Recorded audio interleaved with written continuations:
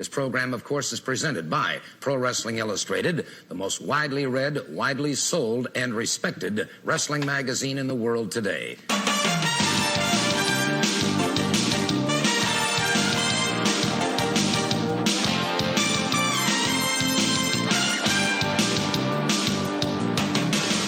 This is the Pro Wrestling Illustrated podcast. I am your host, PWI senior writer Al Castle, back once again, hoping everybody listening is safe and healthy. It is another week of us living this nightmare that is the coronavirus. So again, hope everybody is doing well.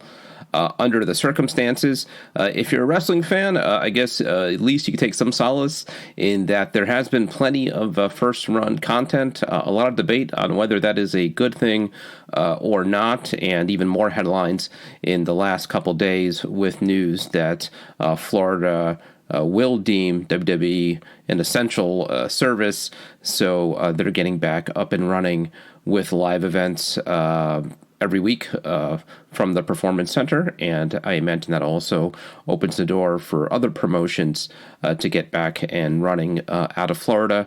So maybe resuming some normalcy. I mean, these will all be without audiences, and again, a lot of debate to be had whether this is all a good thing or not, whether it maybe works against the efforts of the rest of the country in getting past this. But nevertheless, if you are a wrestling fan, there's certainly plenty of time with everybody being at home, myself included, to watch lots and lots of wrestling and to catch up.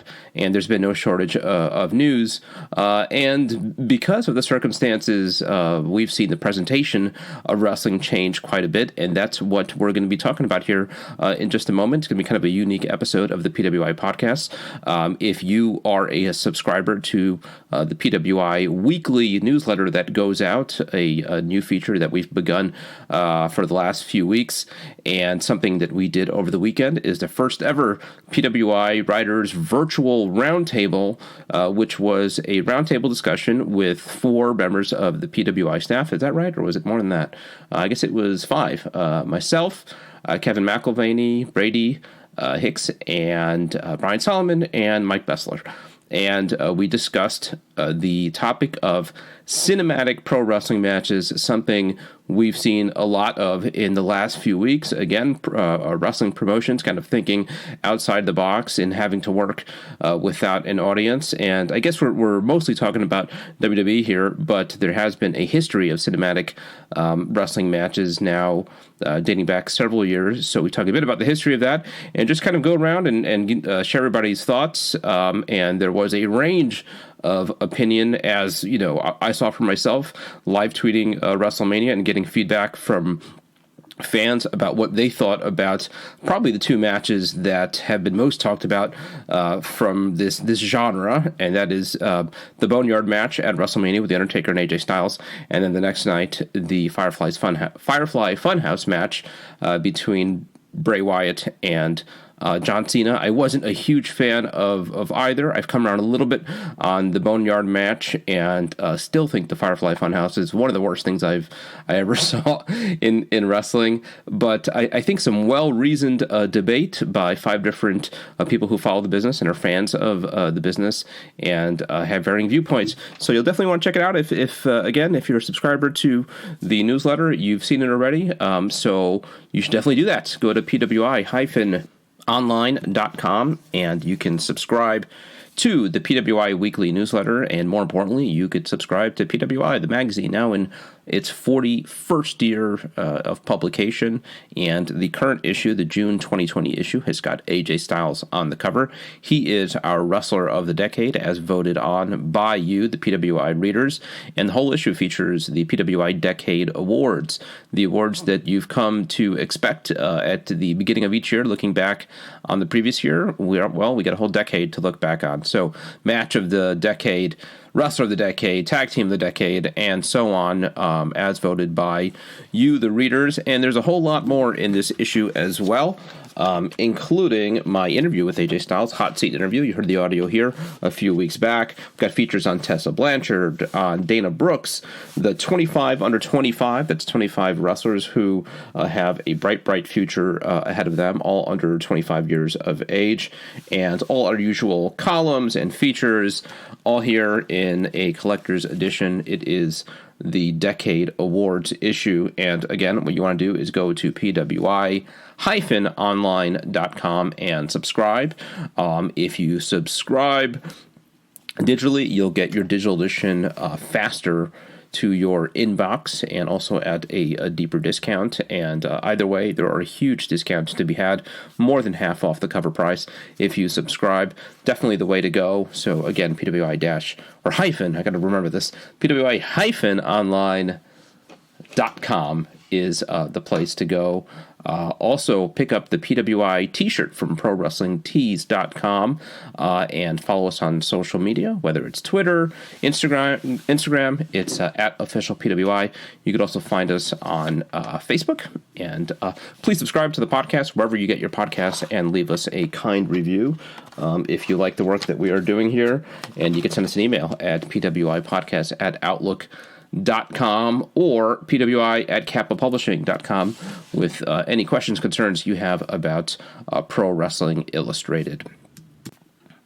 So right now, let's take you to the first ever PWI Writers Roundtable, moderated by PWI editor Kevin McElvaney. We are discussing cinematic pro wrestling matches.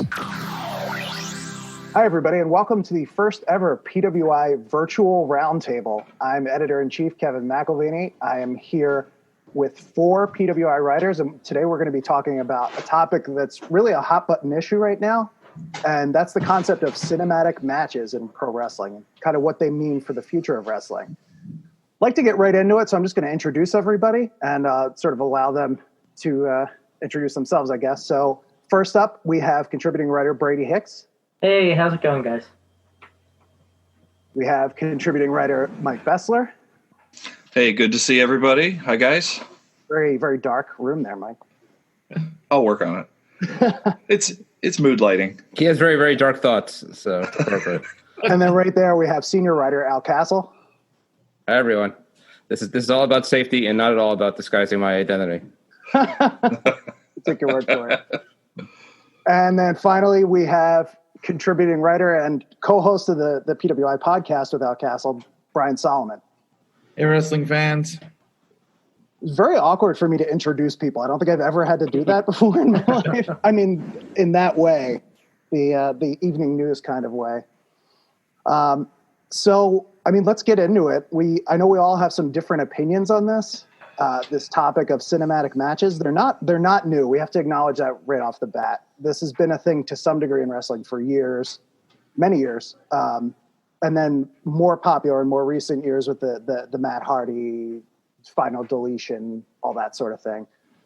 I mean, let's start with the dissenting view. I know we had some harsh feedback on Twitter the night of, both nights of WrestleMania. So I'm going to call on Al here to talk about what happened there. Were you really caught off guard by this response that you got? Yeah, absolutely. I mean, it blows my mind that mine is the dissenting view. I mean, when and I think it's one of the interesting things about not having a crowd at wrestling is that it is more difficult to gauge in real time what people's reactions are. But I was maybe less so on the Boneyard match.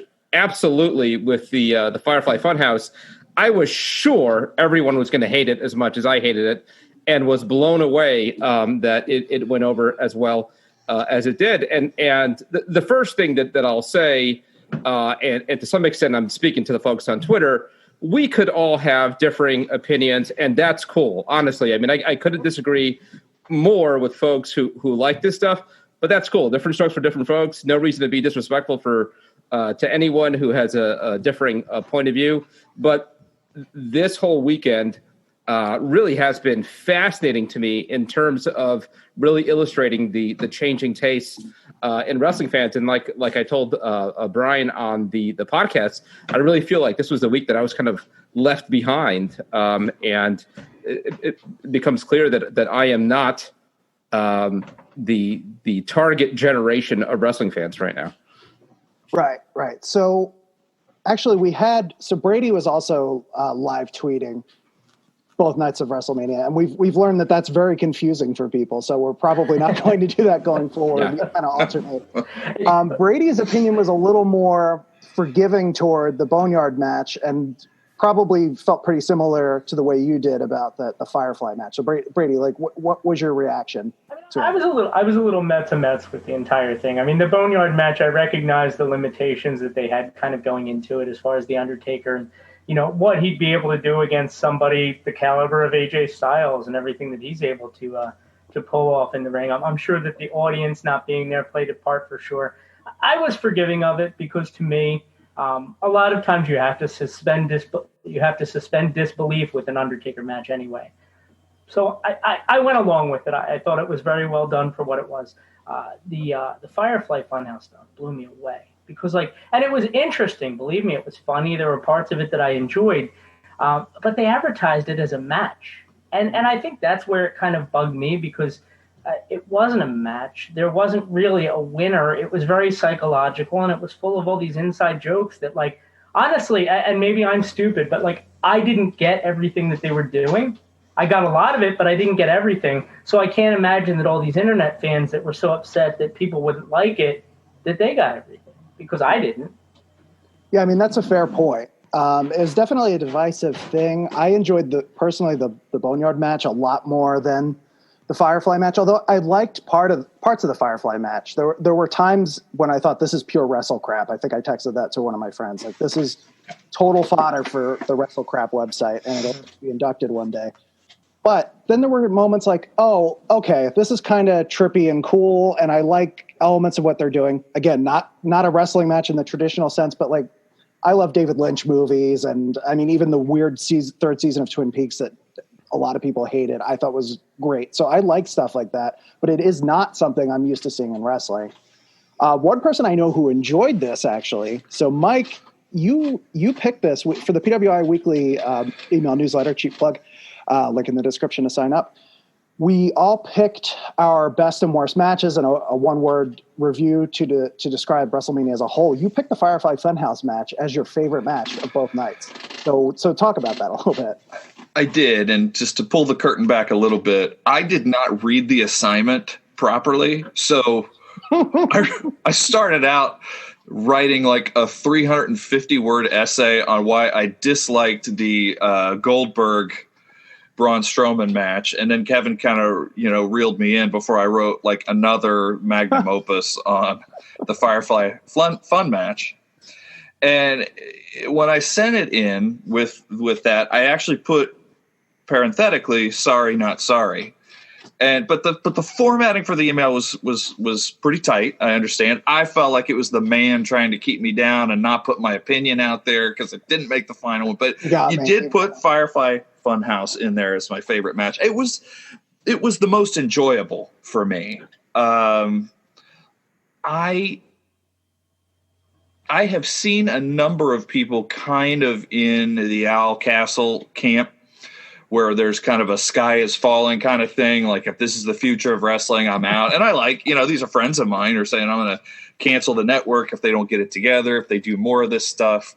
Sure. I think things have to change. It's kind of like a lot of other industries that are learning that they have to have a different way forward temporarily during the coronavirus, but the toothpaste is out of the tube after this is over. So Things like cinematic matches, we're going to see more of them. We've seen stuff like that. We've been seeing little things, kind of like you mentioned at the beginning, Kevin, for years.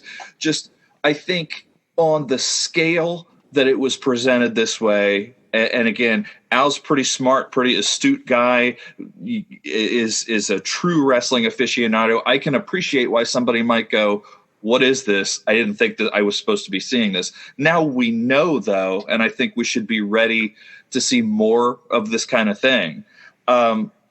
In some respects, just to go back on the Boneyard match for a minute, and I think I mentioned this on a personal Facebook page.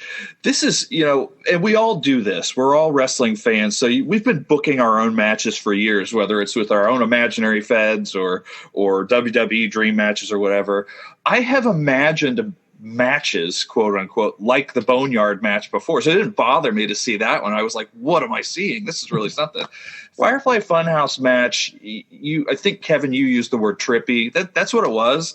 And I liked having something trippy to watch. Okay. Well, yeah, I mean, I can definitely see that. If you wanted something trippy, it was absolutely trippy. So like that did scratch a certain itch as far as that's concerned. Al, I think by presidential debate rules, you're entitled to do a rebuttal here, but I want to get over to Brian first, just because he's been sitting very politely and not saying anything yet. Yep. Very good. Very good. Don't know whether it will pop up in the recording, but Brian made a very innocent little pose, and he's being a good boy over there. For once. So, Brian, I know from listening to the PWI podcast recap of WrestleMania that you also were overall not fond of the show, but particularly these two matches. And one thing that kind of stuck out with me as far as all this goes is that in another context, you might like this kind of thing, but on a wrestling show, you didn't. So could you elaborate a little bit on that for people who might not have heard the podcast? Yeah, because I think that when you automatically say, okay, I hated this, it was terrible, like then people kind of pile on you, especially in a place like Twitter, and accuse you of being like unimaginative, or, you're kind of like, you're just like a bonehead wrestling fan and you just want to see this or that. Look, like I said in there, and not to get all, hoity-toity about it, I'm a teacher. I have a master's degree. I'm not like, wrestling isn't the only thing I like. I go to museums. I like Andy Warhol movies, okay? All that stuff is cool. When I turn on wrestling, that's not what I'm looking for. It's like, I said something at one point, I think it might have been on the last podcast. Look, it would be like, or if they took the two quarterbacks in a Super Bowl, they put them in the middle of the field, and they had like a discussion about transcendental meditation. Look, I'm very interested in transcendental meditation. I love Ralph Waldo Emerson.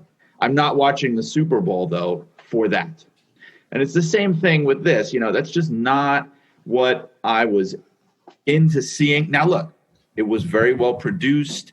It was actually entertaining. I'll give you that. Great.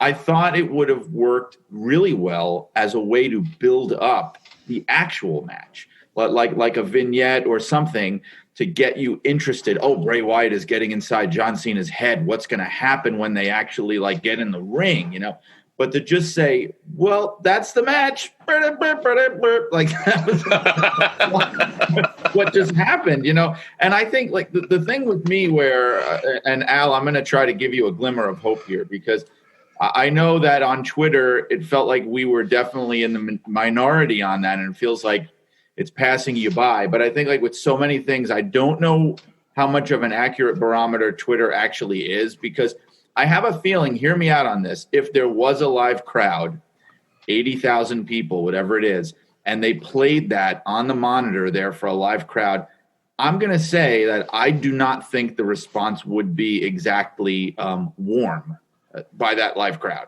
And it would be, I may be wrong, but I'm feeling like maybe there are a lot of people out there that aren't on Twitter that were just like, what in the world did I just watch right now? I don't know. It's hard to say, but it could be the future of wrestling. If you showed people from 40 years ago the average wrestling match now, right? They would it would be almost unrecognizable to them to watch an episode of Raw, let's say. They'd be like, how is this even a wrestling show? So it makes me think in 20 years from now, are matches like that going to be kind of the norm? I don't think it's that out of the realm of possibility. Is it what I want to see? No, but it could be. But if I could jump in here, so there is a happy medium, and I think to Brian's point, and me being a lot less of an intellectual than Brian, you could take the 3 hours of Monday night on USA and just put on hardcore pornography, right? And there are going to be people who enjoy that, right? And they'll like it more than they like Raw every week. But it's not wrestling, right? Or you can just put a movie on. It depends which one you want. Yes, there are some genres, granted, or you could put a football game on, or you could put a movie on, and people will like it more than wrestling. But it's not wrestling. So I think that's my biggest issue, specifically with the Firefly Funhouse match, was that it just didn't resemble wrestling at all. I've come around a little bit on the Boneyard match. At the very least, what we got there was a fight, and to me, at its core, that's what wrestling should be, is a presentation of a simulated fight. And I think one thing that nobody's brought up is, as far as that happy medium, and is there a way to do this that works, that takes advantage of some innovations in presentation and technology and makes the best of a bad situation without an audience being present?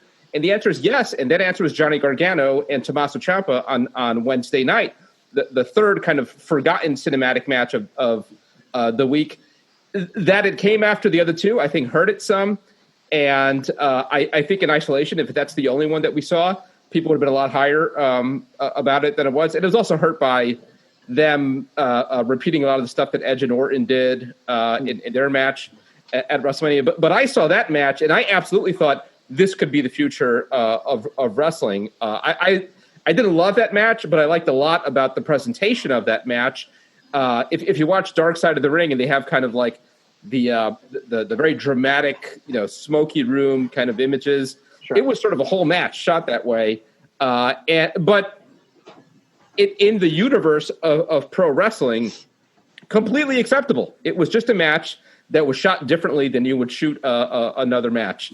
And I think they were careful and actually liked some of the innovations they did. Again, in terms of kind of, potentially this whole situation with the coronavirus leading to some outside the box thinking and maybe some even improvements in the product. One thing that they did there that I think they did better than at WrestleMania is use some clever editing to make some bumps look maybe worse than they were while protecting some wrestlers. There was a spot where I think they both came off the top turnpost and took a bump out to the ring floor. And it was apparent to me that they shot that in two different shots. And when they actually made impact with the arena floor, it was from a lower height than the top. But it was cut together real well that you wouldn't immediately notice that. And I think stuff like that is great. It's like if you could avoid a wrestler taking an unnecessary bump.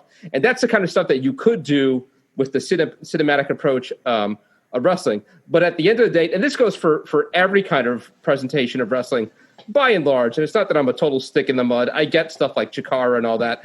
But certainly, at least in WWE, I think for the benefit of consistency throughout the product, it's got to look at least a little bit like a fight, and that was my biggest problem with it. Yeah. Okay. So, I mean, that certainly tracks. And one thing that sticks out for me, so our publisher, Stu Sachs, he was a little shy about coming on this. He doesn't like to draw too much attention to himself. But what he said to me was that he thinks it's reasonable that you could even like this style of match, but not necessarily like the execution of it. And I've actually read, and I haven't seen the Gargano Ciampa match yet, although I'm a huge fan of their matches in general. I think they do amazing stuff. Each match is a little different when they get in the ring with each other. A lot of people on Twitter who love the other matches were bashing that one. So it really does come down to taste at a certain point. And Al, I'm kind of curious.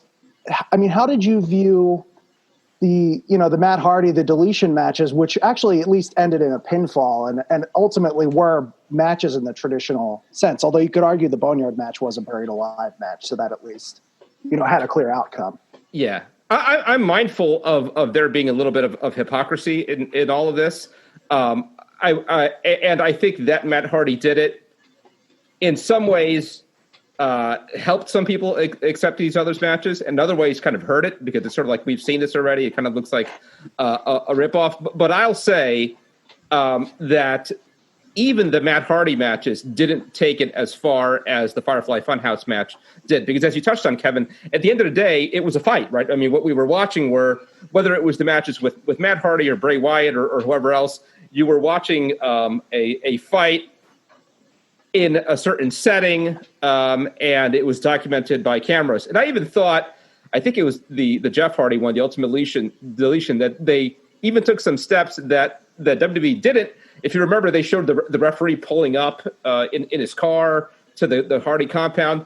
And I thought stuff like that was good attention to detail. And in that sense, I can very much give them a pass on the Boneyard match. I very much come around on it. Watching in real time, I didn't love it. But now, and again, when you take into account things like the limitations of The Undertaker, I very much get now why they did it the way they did it. And wouldn't argue with folks who really liked it very much. But again, it wasn't even. It was a skit. It was a vignette. The whole thing with Bray Wyatt, and I think one of the things that really irked me more than any of the rest of these is that watching that, it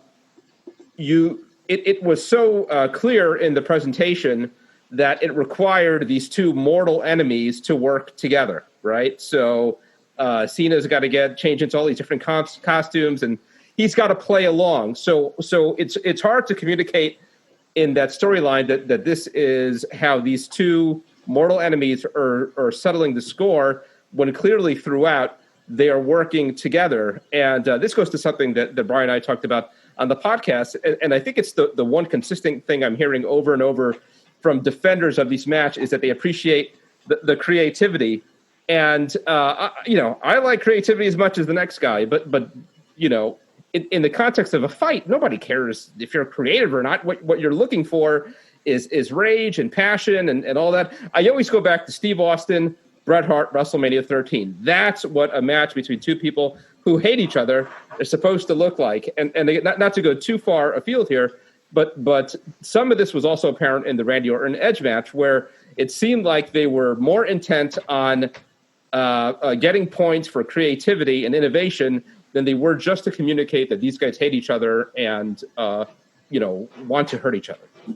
Well, I mean, if you look at this is a definite shift in the way wrestling is presented now. Like it or not, it has changed in that the bells and whistles, the sizzle on the steak, it is a lot more important than it's ever been. Again, for better or worse, everyone has different opinions about that, but it's undeniable. Mike, I talked to you about these matches, and you said you really think that this could be the future of pro wrestling. Now, I mean, is this a main event setup? Do you see wrestling shifting to like a pre-taped format in general? Like, what do you mean by the future of wrestling when you say that? I think we'll see more of it, and that's as far as I can kind of go with that right now. And I think somebody somewhere will try to set up a wrestling endeavor that is all cinematic matches. And I would be curious, depending on how that's done, because I think a lot of indies are going to try to follow this. I've already seen some discussions of that. It'll be interesting to see what they do with that. TNA, or I guess it was Impact, when they did the Matt Hardy stuff, that was definitely kind of the trailblazer. I don't think a lot of people followed their lead in that. I don't think a lot of smaller companies tried to emulate that, but now we've got the top company saying, yeah, this is something not only that we've done on the quote unquote grandest stage, but yeah, we'll probably do it again. I think Triple H said something like that. So, are we going to see a couple of those a year on the big four pay-per-views? Are we going to see those now and again on a Monday Night Raw? Probably. And it seems like they will be kind of used as kind of the climax to a feud, or the resolution, so to speak. Whether or not we get to a point where the main event of WrestleMania is a cinematic match, I will say it's hard for me to envision that, but certainly seeing more of these featured rather prominently in a large card, I think that's a very real thing. And I wouldn't be surprised that the talent is there. You look at an organization like Ring of Honor, and we've got an article in the next issue, as a matter of fact, an interview with Marty Scurll. The talent that he has and the brain for wrestling and the character that he's built would go great in one of these cinematic matches. There are going to be people that start to connect the dots and say, let's take this in-ring persona, this character, this vibe, and try to put it in this context. I'd like to see what that looks like. Interesting. So, Brian, if this were to be kind of established, because part of your issue with this was that it was something that's kind of not established as something that's done, if that makes sense.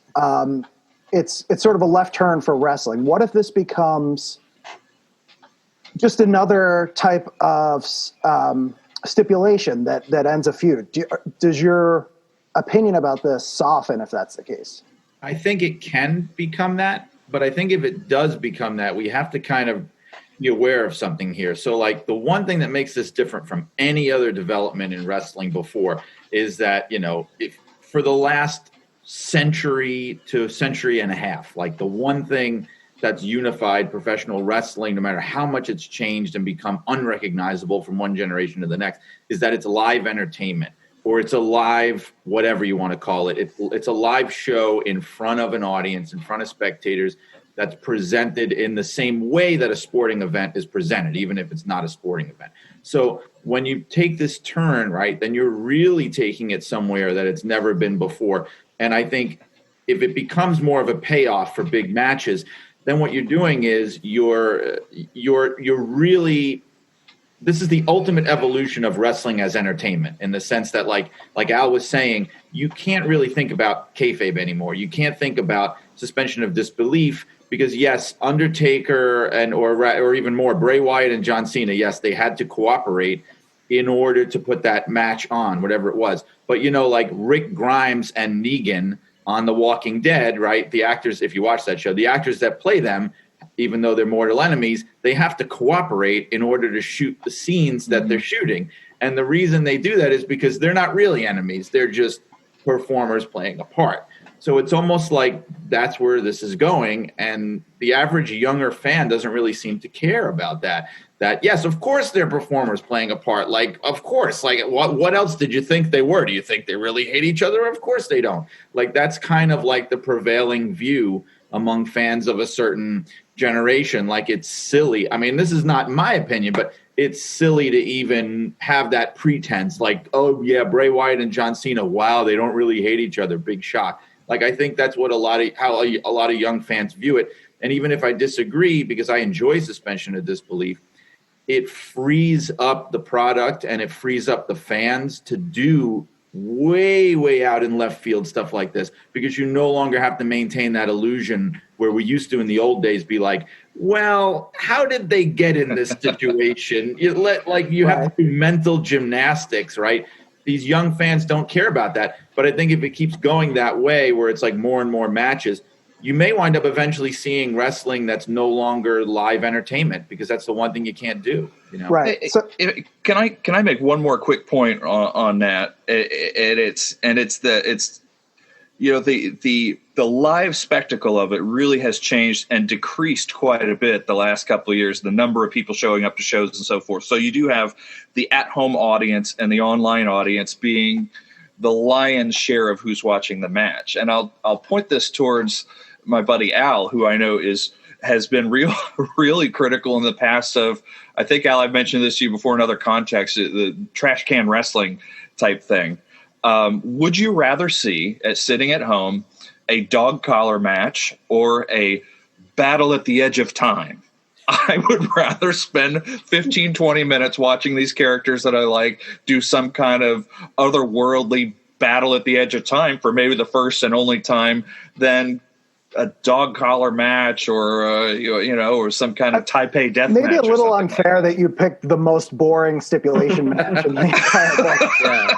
No, that's full miner's blood, Kevin. I think the problem with that premise is that it's not an issue of which is more entertaining or which I would prefer more, but it's an issue of which one belongs under the banner of wrestling. I'd rather watch a great movie than both of those. I'd rather watch an episode of Breaking Bad than both of those, but it's not wrestling. So you're right. I mean, you could slowly chip away at what the definition of wrestling is. And right, well, maybe you don't need an audience. Maybe you don't need to shoot it in real time. You can cut it up in post-editing. Maybe you don't need a ring.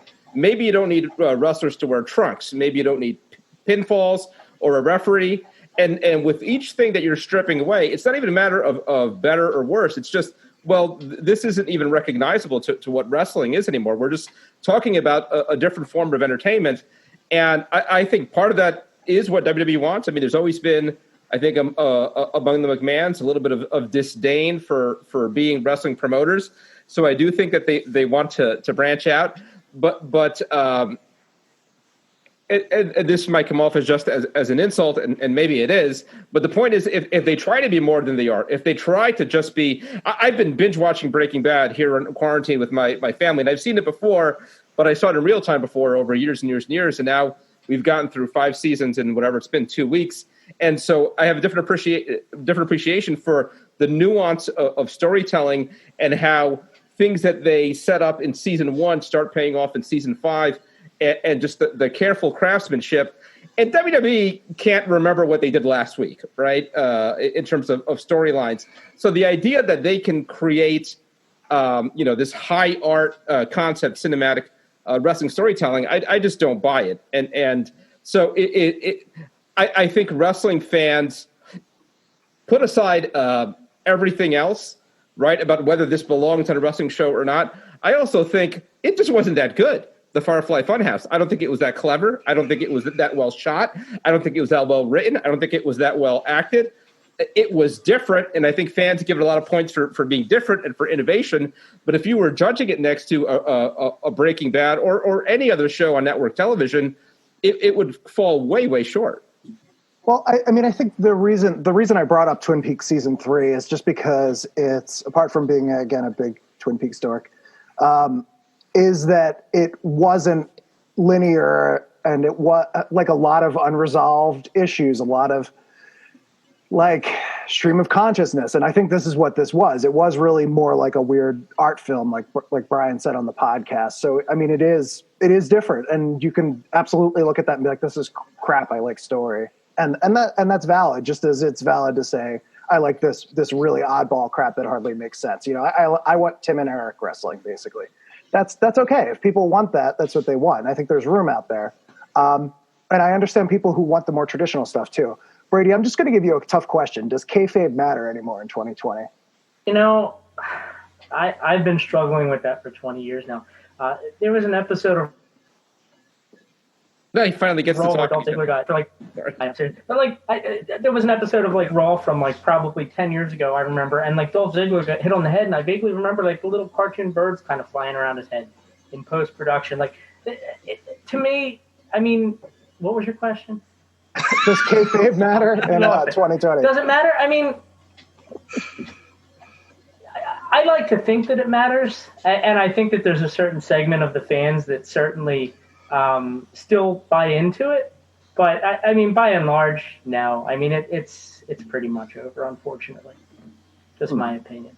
But I mean, they've been building to this for years. So, does anybody lament the death of kayfabe here? I have a thought on that, actually, because I think it doesn't. The reason that kayfabe worked so well, right, is because it got people emotionally invested, right? So if you're getting people emotionally invested, I guess that's the most important thing, no matter how you're getting there. But here's the problem. I feel like Al and I talked about Lucha Underground on the podcast, and now I thought, and people may be surprised to hear me say this, but Lucha Underground, when they were doing their thing, I thought was the best wrestling product out there, right? So how can I reconcile those two things? It was because Lucha Underground was consistent, and we said that. That was what they did. That was what their show was. When WWE mixes it up like this, I think it sort of muddies the water. So if you're trying to get emotionally invested, and part of the show, they're working hard to convince you that you're watching real things, and then another part of the show, they're just like, this is just wrestling. We're having fun. What are you getting so worked up about? It's hard to – it's like you're getting whiplash from the tonal shift of what's going on. So it would be like, I'm trying to think of other TV shows than Walking Dead in case people don't watch them. I don't know, whatever. Like Sopranos. If Tony Soprano in the middle of like one of his therapy sessions just kind of turned to the camera and just gave a wink like that, it's like it takes you right out of the whole damn show because, yeah, I know he's James Gandolfini, but I'm suspending disbelief for an hour. I know he's an actor playing a part, but don't rub my face in it. Don't be like, this is scripted entertainment, dummy. Like you're a mark for like getting emotionally involved in this. That's where I disagree. Like if kayfabe, there could be levels of kayfabe. At least, like don't rub it in my face that I'm watching, like a scripted show. You don't need. You can still have entertainment and not be like, oh, you have to still be in your character when you're on the Tonight Show. Like you don't have to do that. Like there can be levels of kayfabe. Is what I'm saying. Interesting. Yeah, I very much agree. And one of the arguments I hate the most in defense of not just this, but anything in wrestling, and you hear it a lot from WWE officials, is you can't insult the fans' intelligence, right? That whole thing. And it's so backwards because, and granted, we're all going to disagree, but I had my intelligence insulted watching the Firefly Funhouse match. And it's, again, it's not that I don't understand that this is scripted entertainment or anything like that.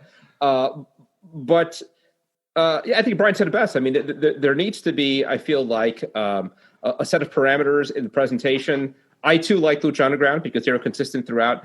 And I don't know if you guys watch the Deadpool movies. I love the Deadpool movies, and they very much break down the fourth wall all the time. But that's the way that they tell their story. I mean, if you got that in the middle of an Avengers movie or, a Martin Scorsese movie or something like that, well, it depends on the movie, I guess, it would take you out of it. Or a Broadway play, right? I mean, if you go watch whatever, The Phantom of the Opera on Broadway, and in the middle of it, they break character, it would take you out of it. So, if WWE decides today, going forward, we are the Cinematic Wrestling Federation, and this is going to be our presentation for everything, then I think a lot of this becomes more acceptable. But right, I mean, after we saw the Firefly Funhouse match on Sunday night, we went right to Brock Lesnar and Drew McIntyre in a standard match inside the ring with the referee. It was whiplash, like Brian said. Yeah. I think that was really that was strange too, because I think one of the reasons the Boneyard match worked so well for me is because it was this great conclusion to WrestleMania. It felt big and epic and appropriate for Undertaker. And it was almost like everything else was building up to this, and then you shifted over to this world. There's a reason they didn't have, and correct me if I'm wrong, but they wouldn't have had a deletion match open up Impact and then go back to the ring for an X Division title match. So I definitely hear you there. I would actually like, because I think we've been, if not critical of the concept of this, critical of the execution of it. I would like to end on a slight defense of it. That's not going to come from me. I'm going to shoot back to Mike for it. But before I do that, does anyone have anything else to add about this generally that hasn't been said? Speak now or forever hold your peace. I go back and forth. I think this kind of stuff is fine in doses. Is it okay for the second to last match on WrestleMania? In my opinion, no. Is it any different than what they did with Billionaire Ted and the Huckster and the Nacho Man? In my opinion, no. It's fine for what it is. You don't hear people critiquing the Nacho Man against the Huckster, where they both had a heart attack in the middle of the ring to end it. You kind of accept it for what it is. You look at it for what it is, and you don't try and make more out of it than it really is. And in my opinion, if you can do that and still have quality wrestling on the show, I think that's what matters most. All right. Okay, good. Well, Mike, I want to shoot back to you. So for the skeptics out there, defend this kind of wrestling and the place that it holds going forward. I think it was Brian's kind of premise here that maybe this is part of wrestling as entertainment. Maybe this is the evolution of wrestling as entertainment. And if we were to go back and even look at wrestling from the dawn of the spectacle, it would look very different from how it looked in Memphis in the 1980s and WCW in the 1990s and so forth. There's different eras, and I think we're maybe crossing over into a different era. these things have been, pro wrestling has been kind of testing this out for some time. One of the ways that I've had a lot of fun processing this with you guys is some of the comparisons to television. I think about when we talk about breaking the fourth wall or kind of winking off to the side, I think about The Office. The Office had levels of suspension of disbelief or appreciating this show within a show kind of idea.